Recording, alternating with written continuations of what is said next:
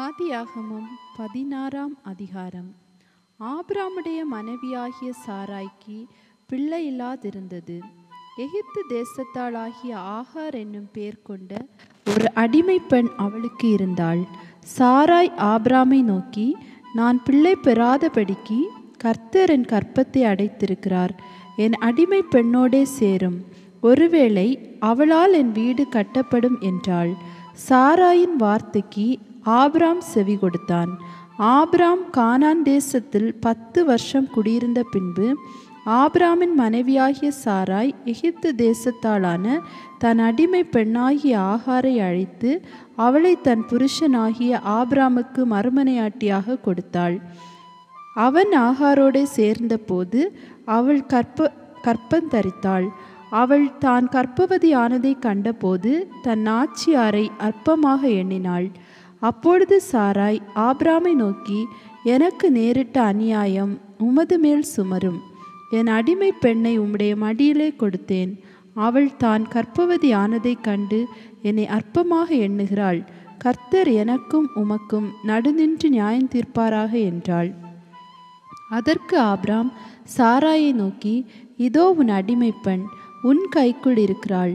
உன் பார்வைக்கு நலமானபடி அவளுக்கு செய் என்றான். அப்பொழுது சாராய் அவளை கடினமாய் நடத்தினபடியால் அவளை விட்டு ஓடிப்போனாள்.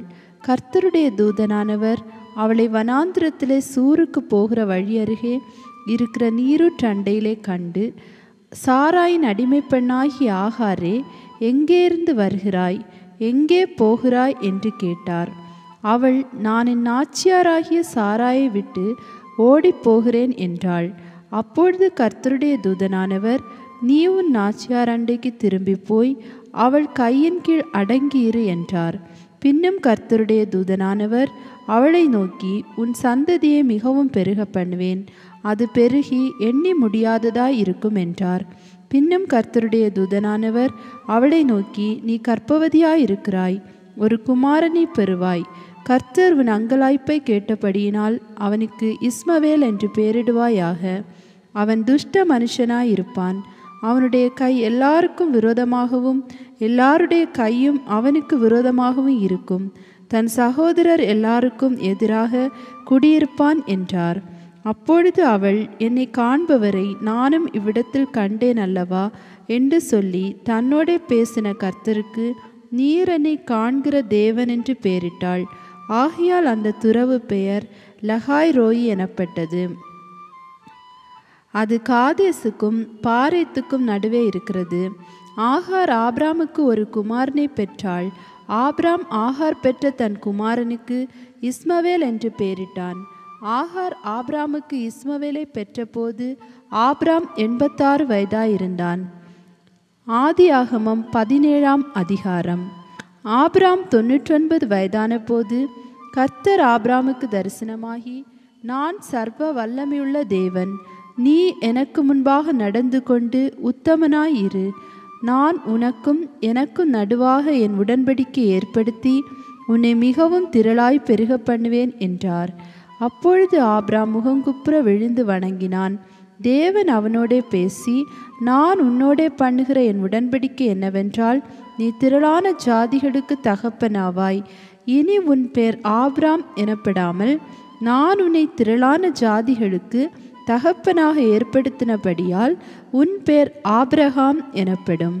உன்னை மிகவும் அதிகமாய் பலுக பண்ணி உன்னிலே ஜாதிகளை உண்டாக்குவேன்.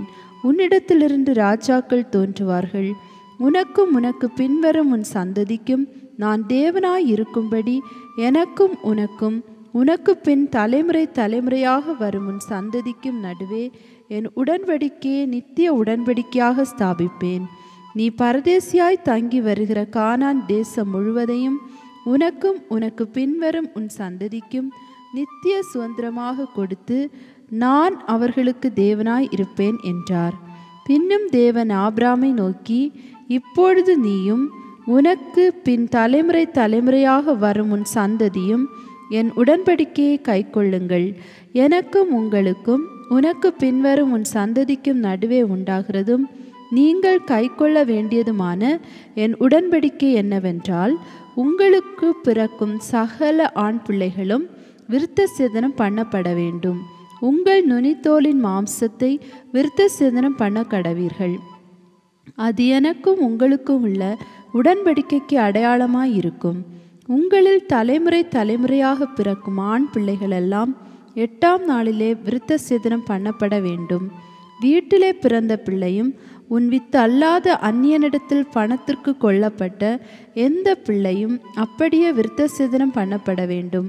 உன் வீட்டிலே பிறந்த பிள்ளையும் உன் பணத்திற்கு கொள்ளப்பட்டவனும் விருத்த சேதனம் பண்ணப்பட வேண்டியது அவசியம். இப்படி என் உடன்படிக்கை உங்கள் மாம்சத்திலே நித்திய உடன்படிக்கையாக இருக்க கடவது. நுனித்தோலின் மாம்சம் விருத்த சேதனம் பண்ணப்படாதிருக்கிற நுனித்தோலுள்ள ஆண் பிள்ளையாயிருந்தால் அந்த ஆத்துமா என் உடன்படிக்கையை மீறினபடியால் தன் ஜனத்தில் இராதபடிக்கு அறுப்புண்டு போவான் என்றார். பின்னும் தேவன் ஆபிரகாமை நோக்கி, உன் மனைவி சாராயை இனி சாரா என்று அழையாதிருப்பாயாக. சாராள் என்பது அவளுக்கு பேராய் இருக்கும். நான் அவளை ஆசீர்வதித்து அவளாலே உனக்கு ஒரு குமாரனையும் தருவேன். அவள் ஜாதிகளுக்கு தாயாகவும் அவளாலே ஜாதிகளின் ராஜாக்கள் உண்டாகவும் அவளை ஆசீர்வதிப்பேன் என்றார்.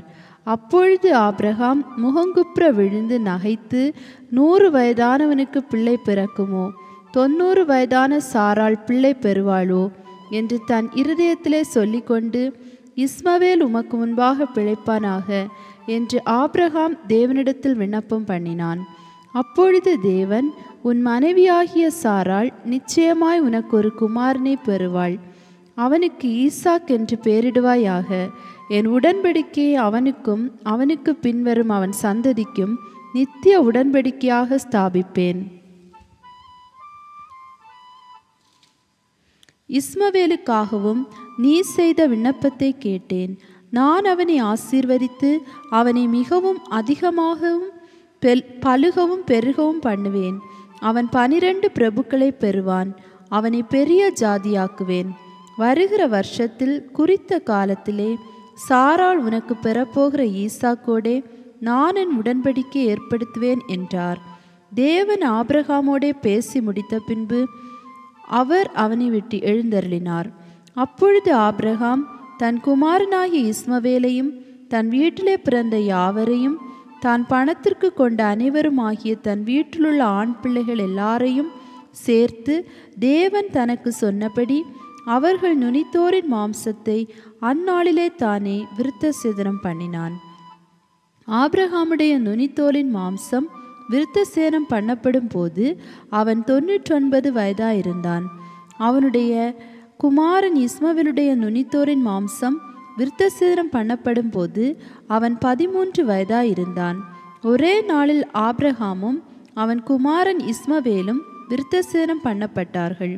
வீட்டிலே பிறந்தவர்களும் அந்நியரிடத்திலே பணத்திற்கு கொல்லப்பட்டவர்களுமாகிய அவன் வீட்டு மனுஷர்கள் எல்லாரும் அவனோடே கூட விருத்த சேதனம் பண்ணப்பட்டார்கள்.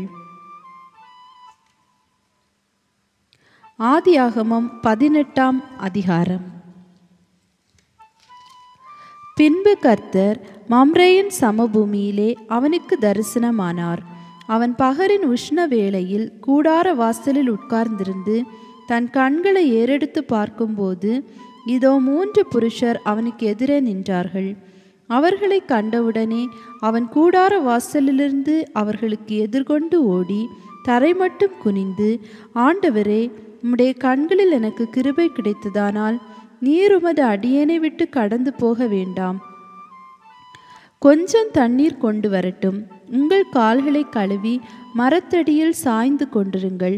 நீங்கள் உங்கள் இருதயங்களை திடப்படுத்த கொஞ்சம் அப்பம் கொண்டு வருகிறேன்.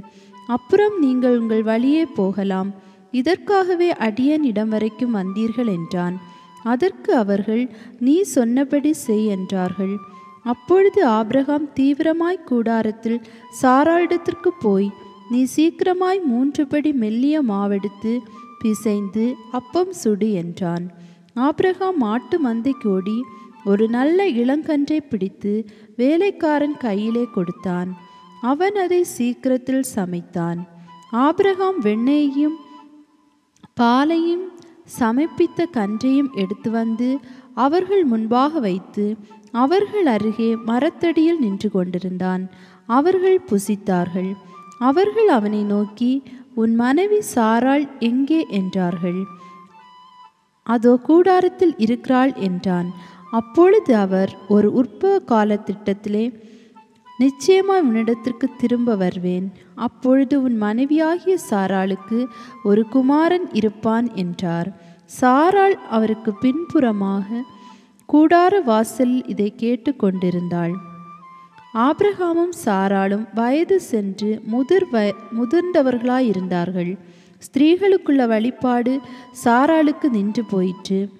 ஆகையால் சாராள் தன் உள்ளத்திலே நகைத்து, நான் கிழவியும் என் ஆண்டவன் முதிர்ந்த வயதுள்ளவருமான பின்பு எனக்கு இன்பம் உண்டாயிருக்குமோ என்றாள். அப்பொழுது கர்த்தர் ஆபிரகாமை நோக்கி, சாராள் நகைத்து, நான் கிழவியாயிருக்க பிள்ளை பெறுவது மெய்யோ என்று சொல்வானேன்? கர்த்தரால் ஆகாத காரியம் உண்டோ? உற்பவ கால திட்டத்தில் உன்னிடத்திற்கு திரும்ப வருவேன். அப்பொழுது சாராளுக்கு ஒரு குமாரன் இருப்பான் என்றார். சாராள் பயந்து, நான் நகைக்கவில்லை என்று மறுத்தாள். அதற்கு அவர், இல்லை, நீ நகைத்தாய் என்றார். பின்பு அந்த புருஷர் எழுந்து அவ்விடம் விட்டு சோதோமை நோக்கி போனார்கள். ஆபிரகாமும் அவர்களோடே கூட போய் வழிவிட்டு அனுப்பினான். அப்பொழுது கர்த்தர், ஆபிரகாம் பெரிய பலத்த ஜாதியாவதினாலும் அவனுக்குள் பூமியிலுள்ள சகல ஜாதிகளும் ஆசீர்வதிக்கப்படுவதினாலும் நான் செய்ய போகிறதை ஆபிரகாமுக்கு மறைப்பேனோ? கர்த்தர் ஆபிரகாமுக்கு சொன்னதை நிறைவேற்றும்படியாய் அவன் தன் பிள்ளைகளுக்கும் தனக்கு பின்வரும் தன் வீட்டாருக்கும், நீங்கள் நீதியையும் நியாயத்தையும் செய்து கர்த்தருடைய வழியை காத்து நடவுங்கள் என்று கட்டளையிடுவான் என்பதை அறிந்திருக்கிறேன் என்றார். பின்பு கர்த்தர், சோதோம் கொமோராவின் கூக்குரல் பெரிதாய் இருப்பதினாலும் அவைகளின் பாவம் மிகவும் கொடிதாய் இருப்பதினாலும் நான் இறங்கி போய் என்னிடத்தில் வந்து எட்டின அதன் கூக்குரலின்படியே அவர்கள் செய்திருக்கிறார்களோ இல்லையோ என்று பார்த்து அறிவேன் என்றார்.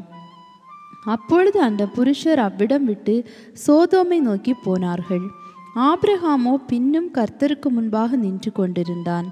அப்பொழுது ஆபிரகாம் சமீபமாய் சேர்ந்து, துன்மார்க்கனோடே நீதிமானையும் அழிப்பீரோ? பட்டணத்துக்குள்ளே ஒருவேளை 50 நீதிமான்கள் இருப்பார்கள். அதற்குள் இருக்கும் அந்த 50 நீதிமான்கள் நிமித்தம் ரட்சியாமல் அந்த ஸ்தலத்தை அழிப்பீரோ? துன்மார்க்கனோட நீதிமானையும் சங்கரிப்பது உமக்கு தூரமாய் இருப்பதாக. நீதிமானையும் துன்மார்க்கனையும் சமமாய் நடப்பிப்பது உமக்கு தூரமாய் இருப்பதாக. சர்வலோக நியாயாதிபதி நீதி செய்யாதிருப்பாரோ என்றான். அதற்கு கர்த்தர், நான் சோதோமில் 50 நீதிமான்களை கண்டால் அவர்கள் நிமித்தம் அந்த ஸ்தலம் முழுவதையும் ரட்சிப்பேன் என்றார்.